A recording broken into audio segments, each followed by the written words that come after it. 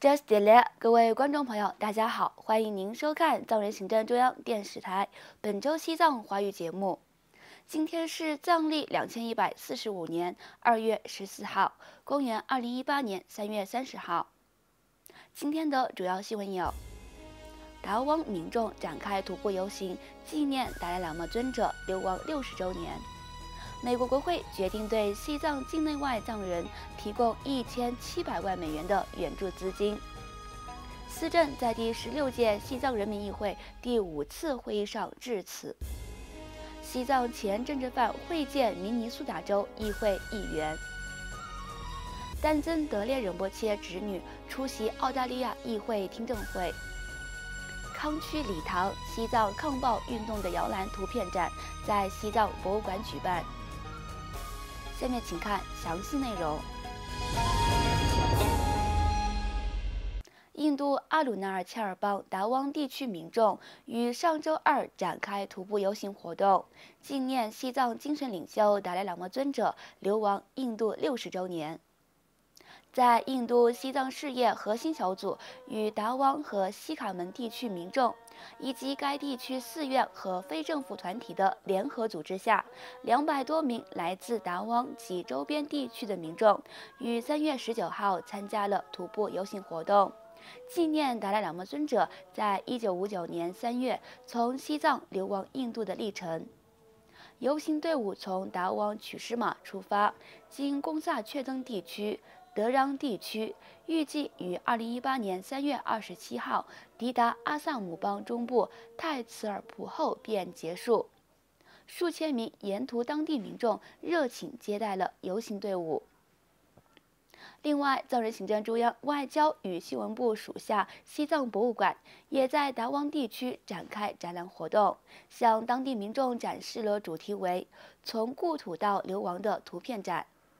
此外，藏人行政中央司政罗桑桑格于上周六在第16届西藏人民议会第5次会议最后一天的议程上，就美国的财政援助、感恩印度、民主、团结与和谐等问题发表了讲话。在谈到美国国会近日对西藏境内外提供的1700万美元的援助资金时，司政罗桑桑格表示，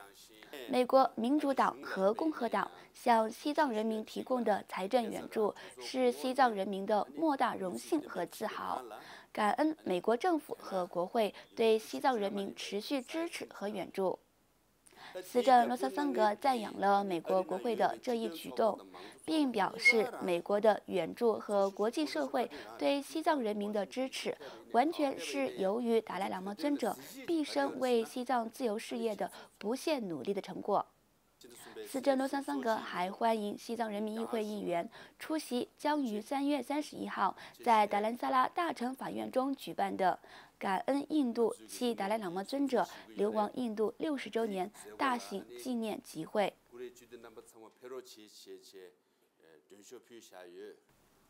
近日，美国国会通过了一项支出法案，将在2018年财政预算中，美国政府对西藏境内外的藏人提供1700万美元的援助资金。该法案包括向西藏境内藏人提供800万美元，向印度和尼泊尔境内的藏人社区提供600万美元。预算将从2018年10月1号起执行。另外，还批准300万美元的专项资金，用于增强流亡藏人各机构和治理能力。该法案向境内藏区对保护文化传统、提升可持续发展、教育及环境保护活动等方面的非政府组织提供不少于800万美元的援助。与此同时，上周五3月23号，西藏前政治犯、纪录片《远离恐惧》制作人顿珠汪清和藏人行政中央驻北美办事处代表欧珠次仁，在美国明尼苏达州会见了美国国会议员和明尼苏达州议会议员。西藏前政治犯纪录片《远离恐惧》制作人顿珠光清和藏人行政中央驻北美办事处代表欧洲次人于3月23号在明尼苏达州会见了美国国会议员基斯卡恩森先生和提姆沃茨先生，以及明尼苏达州议会议员玛丽库尼什女士、卡罗琳莱恩女士和罗杰张伯伦先生等政要。顿珠光清在会见上述政要时，谈到了他所拍摄的《远离恐惧》纪录片的原因和在中国监狱里其他藏人政治犯的状况，以及在被释放后，在中国当局如何限制他的自由等情况。美国国会议员和明尼苏达州议员也表达了支持西藏正义事业和为西藏人民声援。另外，本周二3月27号，正在澳大利亚进行为期10天游说活动的已故西藏康区理塘冈僧丹增德烈仁波切的侄女尼玛拉姆，在澳大利亚议会人权委员会上作证。尼玛拉姆在听证会上介绍了丹增德烈仁波切被中国当局逮捕，以及莫须有罪名被判入狱，在中国监狱中毒害致死等情况。呼吁委员会向中共当局施加压力，让中共当局向国际社会公布仁波切在狱中身亡的真实情况。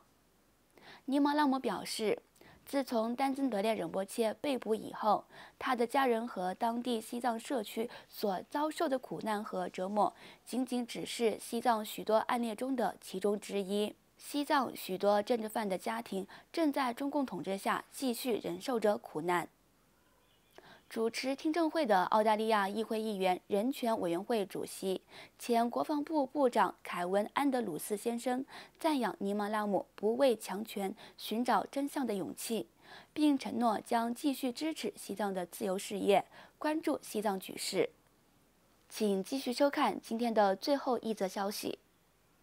上周五3月22号，一场名为“康区礼堂：西藏抗暴运动”的摇篮图片展在印度北部达兰萨拉西藏博物馆中举办。